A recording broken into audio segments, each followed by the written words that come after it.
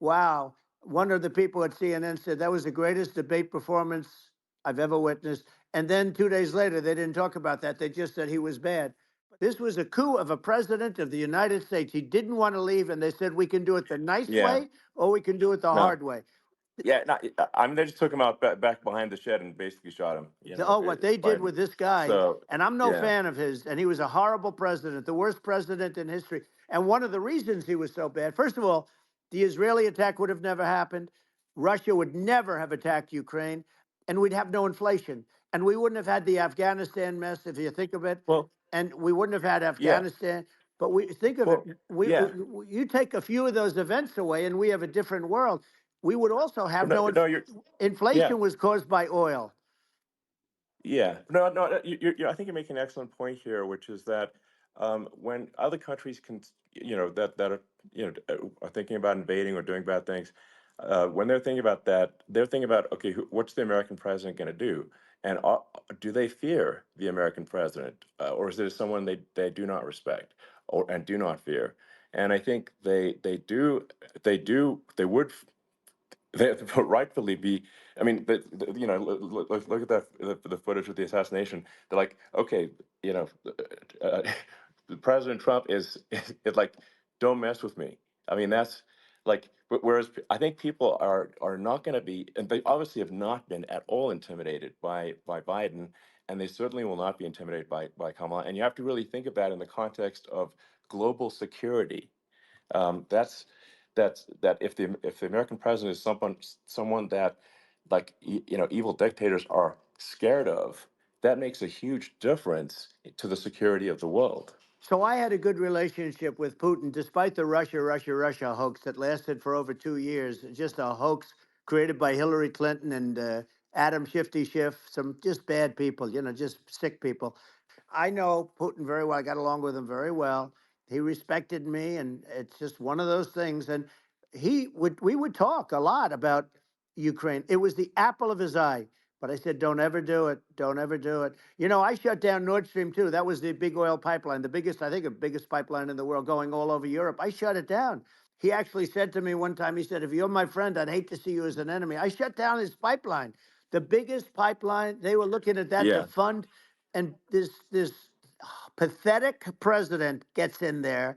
And the first thing he did, one of the early things he did is he shut down Keystone XL pipeline, which is our pipeline that would have employed 48,000 people, pipeline workers, shuts it down. That was, a massive job that Obama refused to allow. yeah, I allowed it in my first week because it was jobs and it moved oil. And by the way, in a much more environmentally friendly way. It's underground. It's not a truck that catches on fire or a train that catches on fire. But think of it. He shut down the uh, XL pipeline, the Keystone XL pipeline. He yeah, shuts that down and he approves the Russian pipeline, yeah. It doesn't make any right? sense. It's like it's inconsistent. Um, Certainly but I mean, I think it's just worth emphasizing to listeners the the immense importance of whether the United States president is intimidating or not intimidating, and how much that matters to global security. Because there's some real tough characters out there, and if they don't think the American president is tough, they will do what they want to I do, know every one of and them. it puts the whole Yeah. world in danger. Elon, I know every one It's of a them, big and I know deal. them well. I know Yeah, Putin. I know President Xi. I know Kim Jong Un of North Korea. I know every one of them. And let me tell you, people will say, "Oh, this is terrible." He said, "I'm not saying anything good or bad. They're at the top of their game. They're tough. They're smart. They're vicious, and they're going to protect their country. Whether they love their country, they probably do. It's just a different form of love, but they're going to protect their country. But these yeah, are tough people at the top of their game. And when they see a Kamala or when they see Biden, Sleepy Joe, they can't even yeah, believe it. They can't believe this happened. All the stuff that you're seeing now, all the horror that you look at Israel, they're all waiting for an attack from Iran. Iran would not be attacking, believe me. When I was there, and I say it with respect because I think we would have been good with Iran. I don't want to do anything bad to Iran, but they knew not to mess around. Iran was broke because I told China, if you buy from Iran oil, it's all about the oil. That's where the money is. But if you buy oil from Iran, you're not going to do any business with the United States. When I met with President Obama just before entering, it's a sort of a ritual. And I said, "What's the biggest problem?" He said, "North Korea."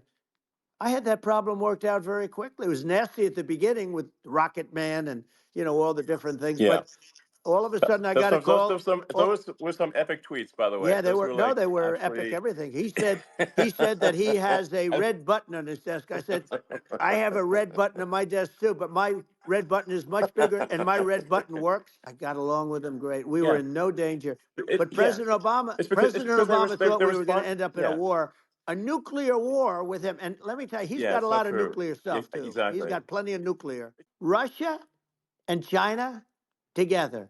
And if you're a history student, the first thing you learn is you cannot let Russia and China align. But then they also got, if you take a look, Iran, and they have North Korea. That's, they call it the axis of evil. In the old days, you had the axis of evil. Here we have a modern day axis of evil. These are powerful countries, very heavy nuclear, which is the biggest threat. Yeah, The biggest threat is not global warming, where the ocean's going to rise one eighth of an inch over the next 400 years.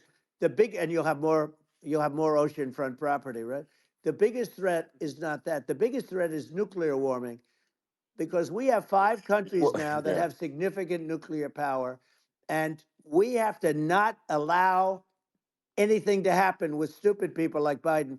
Biden did something with Russia. There was no chance of him ever going in. And when I left, and then after I left, they started forming big armies on the border with Ukraine, right? And I looked at that, and I thought he was doing that because Putin's a good negotiator. I thought he was doing that to negotiate. But then Biden started saying such stupid things. For instance, he said that it can be a NATO country. Now, Russia, for as long as there's been NATO, has said we're never going to agree to that. And we go right up front and say that. And we did things and said things through this president with a low IQ, very low IQ. He had a low IQ 30 years ago, by the way, but now he might not even have a IQ at all. There's nothing on the board that goes this low. He said things that were so stupid that war would have been that war had zero chance of happening if I were there. Zero chance. He was saying Yeah. everything the opposite, and it's so sad because many more people have been killed in Ukraine than you read about. You don't read about how bloody it is and how disaster. Sure. Hey, look, just in the two armies, you lost 500,000 people. But if you think about it, Russia's gone. Russia defeated Germany with us, and they defeated Napoleon. They've been around a long time. They're a big fighting Yeah. force, Sure. and Of it's course. very unfair. And Ukraine now doesn't have enough men. They're now using young men and very old men to fight, and we're in a very bad position. And I'm not going to blame exclusively, but I can tell you I could have stopped that, and a smart president could have stopped that. It wouldn't have happened. Looking at the risk of global thermonuclear warfare, it's game over for humanity. And, that's it's something that people have, I think, after the end of the Cold War, people have become complacent about, but they actually have forgotten that there are currently a lot of nuclear missiles that have targeting parameters for the United States from other 100%. countries.